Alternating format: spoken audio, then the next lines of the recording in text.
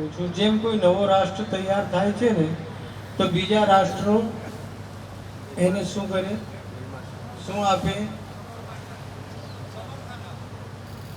સમર્થન આપે ને એના માટે કોઈ બીજું શબ્દ છે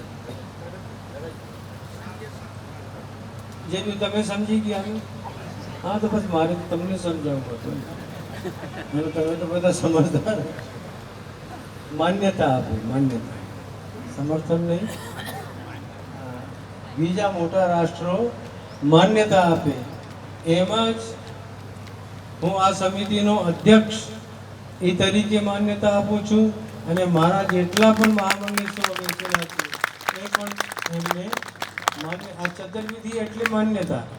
હવે તમે ગ્રસ્ત લોકો પણ ઓઢાવવાના જ છો 2 વાગે પછી, તો તમે બી માન્યતા આપો છો, એટલે સ્વીકૃતિ આપો છો કે મહારાજ અમે તમારી સાથે છીએ.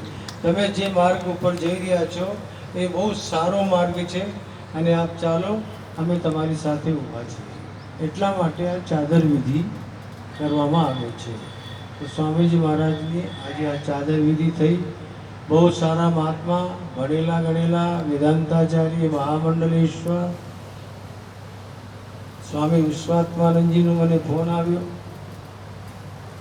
એવી રીતે આપણે હરિહરાનંદજીને તમે પૂછ્યું છે કોણ, કારણ કે હું તો ઓળખતો નહોતો.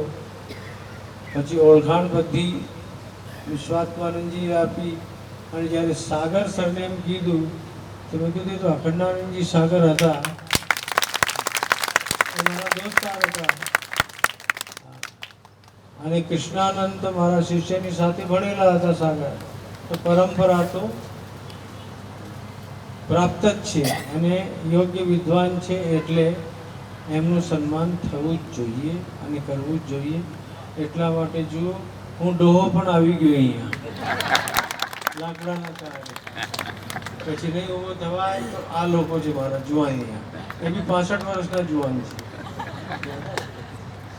67, 66 की 67, 2 छक्के मार दिए. તો આ બધાનું સારું લઈને ઊભો થઈ જાઉં છું. તમને મારા ખૂબ ખૂબ આશીર્વાદ. તમે એક બહુ જ સારા સંત સાથે જોડાયેલા છો. જોડાઈને રહેજો, એમની સેવા કરજો, આ આશ્રમની સેવા કરજો, અને આશ્રમના સિદ્ધાંતોનું પાલન કરજો. અહીંયા તો પ્રણામ કરવાનું ઢબ જ કંઈક જુદું છે. લોકો તો જય શ્રી કૃષ્ણ, જય શ્રી રામ બોલતા હોય, અહીંયા તો જય શ્રી સચ્ચિદાનંદ. શું બોલવામાં આવે? મતલબ શું થયું એનું? બ્રહ્મ જે છે એ સત સ્વરૂપ છે, ચિત્ત સ્વરૂપ છે, અને આનંદ સ્વરૂપ છે. તો તમે કોણ છો? સચ્ચિદાનંદ. તમે પણ સત સ્વરૂપ છો, ચિત્ત સ્વરૂપ છો, અને આનંદ સ્વરૂપ છો. એની અભિવ્યક્તિ નથી થતી તમને, એના માટે હરિહરાનંદ સાગરજી મહારાજે અહીંયા ધામો નાખી દીધું છે, અને તમને જે સચ્ચિદાનંદ બોલાવતા બોલાવતા સચ્ચિદાનંદ રૂપ કરી દેશે. ઓમ શાંતિ શાંતિ શાંતિ.